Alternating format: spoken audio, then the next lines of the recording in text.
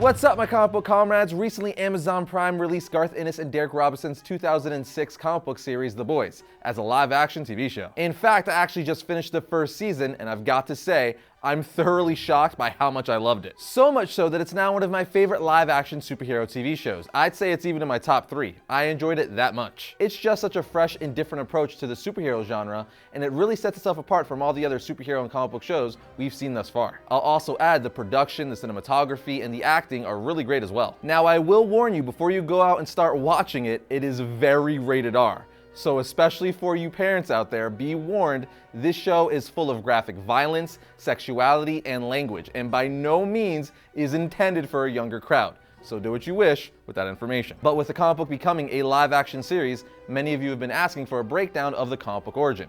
Well, ask and you shall receive. For starters, the show sticks pretty close to the comic. The book takes place in a world where the top superheroes are celebrities who have sponsors, get movie deals, and all that fun stuff. Because of that, most superheroes are corrupt as they use their celebrity status along with their powers for self-gain and just downright reckless evil behavior. The most popular team of superheroes in this world are called the Seven. They're the best and they make the most money. Essentially, they're this world's version of the Justice League.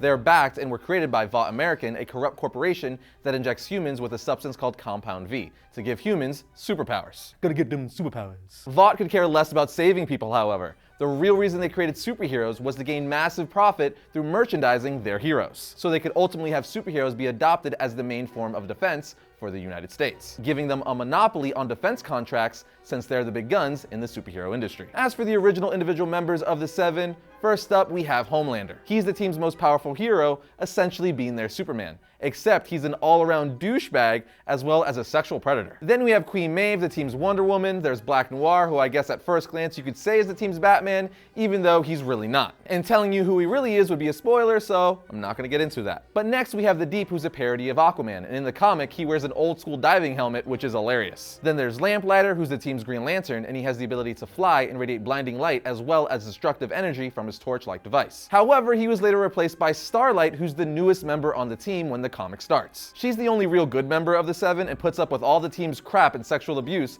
so she could stay on the world's most premier superhero team. She also ends up in a relationship of sorts with Boys member Huey. She could fly, has super hearing, and could project blinding light, hence the name Starlight. Then we have Mr. Marathon, who was the original Flash parody on the team before being replaced by A-Train. A-Train is the hero responsible for accidentally killing Huey's girlfriend. He's also a D-bag like everyone else on the team. And last but not least, we have Jack from Jupiter, who is of course a parody of Martian Manhunter. He could fly, and when he says the word Carpo, he gains an exceptional level of superhuman invulnerability. But he doesn't use the ability often because the process is quite painful for him. For those of you who've already watched The Boys on Amazon, you may be asking, what about Translucent? Well, Translucent isn't a member of the Seven in the comics. That's one of the changes they made for the show. But these are all the main heroes in The Boys universe. But the comic and show is called The Boys, so let's talk about The Boys. In the comics, The Boys are a sponsored group of superhuman watchdogs whose whole sole purpose and job is to keep superheroes in line, by any and all means necessary. With that said, that's another change the show made. It doesn't have the Boys as a government-sponsored group. The Boys are led by a man called the Butcher, who is called the Butcher for good reason. He's incredibly violent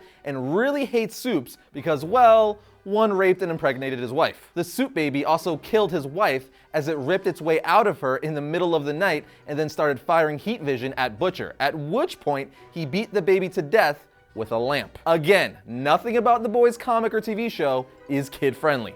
It is very rated R. We also have Wee Huey, or just Huey, whose girlfriend was killed by A-Train during a superhero battle. She literally gets smashed into a brick wall where Huey was left holding her ripped off arms. After this, he was recruited by Butcher to join the Boys, as obviously this doesn't make Huey too fond of superheroes either. Then we have Mother's Milk, who is the only member of the Boys to be born with Compound V in his body due to his mother being an employee as a worker for a factory owned by Vought American, which had been used as a laboratory experimenting on Compound V. He's called Mother's Milk because he continued nursing from his mother until he was way too old to be nursing, because when he stopped, he got sick and weak. It's also implied he probably still nurses to this day, which is all sorts of creepy. He was also an original member of the team that left to raise his daughter, but Butcher ultimately convinced him to come back to the team. Then we have the Frenchman, or Frenchie, who is one of the two powerhouses on The Boys. He's extremely violent, but despite that, he's a kind man and a very loyal friend. He's also the best friend of the last Boys member we have to mention, and that is the female,